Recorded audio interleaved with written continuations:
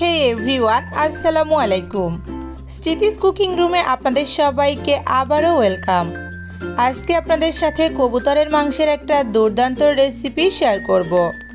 আশা করি সকলের কাছেই ভালো লাগবে। শুরুতেই বলে রাখি, ভিডিওতে একটা লাইক দিয়ে ভিডিওটি দেখা শুরু করবেন।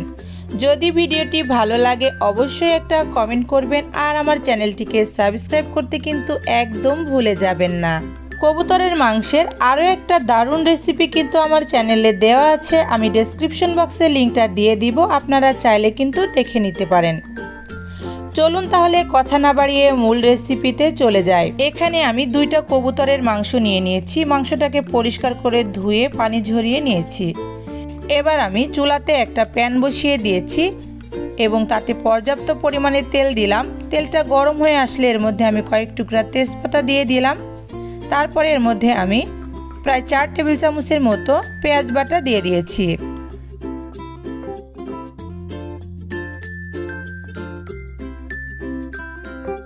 দিয়ে দিলাম হাফ চা চামচ আদা বাটা,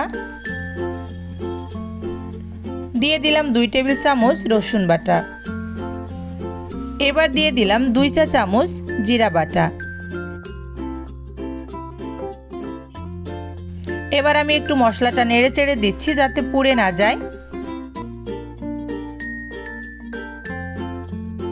এরপরে আমি শুকনা মশলাগুলো অ্যাড করে নিচ্ছি। দিয়ে দিলাম হাফ চা চামচ এলাচের গুঁড়া, 1 চা চামচ দারুচিনির গুঁড়া, 1 চা চামচ ধনিয়া গুঁড়া, 1 টেবিল চামচ লাল মরিচের গুঁড়া। এটা অবশ্যই আপনারা আপনাদের টেস্ট অনুযায়ী দিবেন।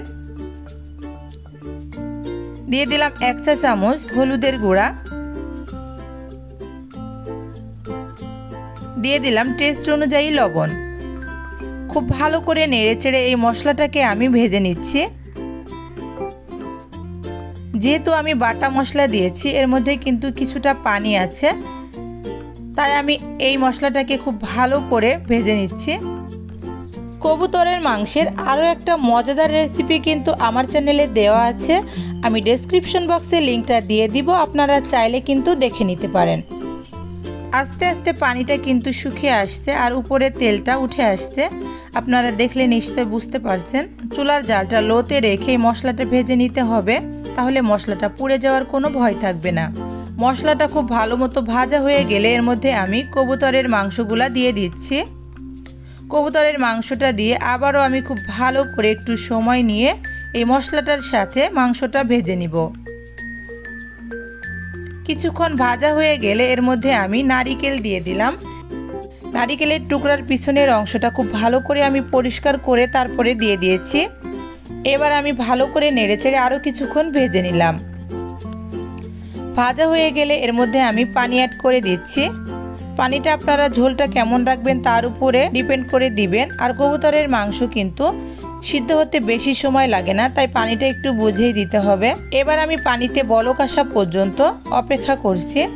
পানিটা মোটামুটি বলক চলে এসেছে। এবার আমি ঢাকনা দিয়ে ঢেকে এটাকে বেশ কিছুক্ষণ রান্না করে নিচ্ছি। চুলার জালটা কিন্তু এবার আমি মিডিয়াম টু হাইয়ে রেখেছি।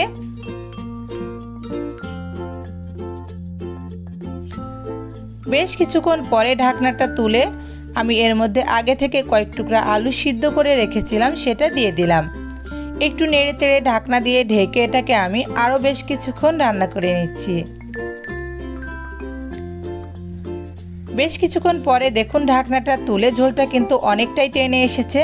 আপনারা চাইলে এ পর্যায়ে নামিয়ে নিতে পারেন। আমি আরও একটু ঝোলটা শুকিয়ে নিব, তাই আরও একটু ঢাকনা দিয়ে ঢেকে এটাকে রান্না করে নিচ্ছি। কিছুক্ষণ পরে দেখুন ঢাকনাটা তুলে একটু দেখিয়ে দিচ্ছি। এবার কিন্তু ঝোলটা বেশ টেনে এসেছে। আমি এবার চুলাটা বন্ধ করে দিলাম। সার্ভ করে নেওয়ার আগে আমি 1 চা চামচ ভাজা জিরার গুঁড়া ছড়িয়ে দিয়েছিলাম, এটা আমি স্কিপ করে গেছি। অবশ্যই এটা দেওয়ার চেষ্টা করবেন, তাহলে ফ্লেভারটা খুব ভালো আসবে।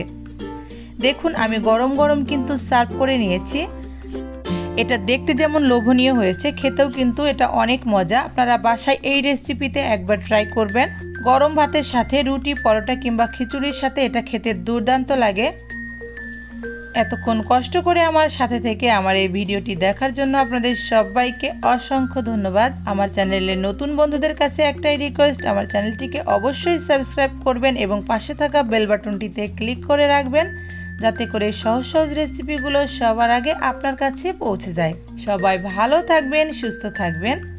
আমার এবং আমার ফ্যামিলির সকলের জন্য দোয়া করবেন। আল্লাহ হাফেজ।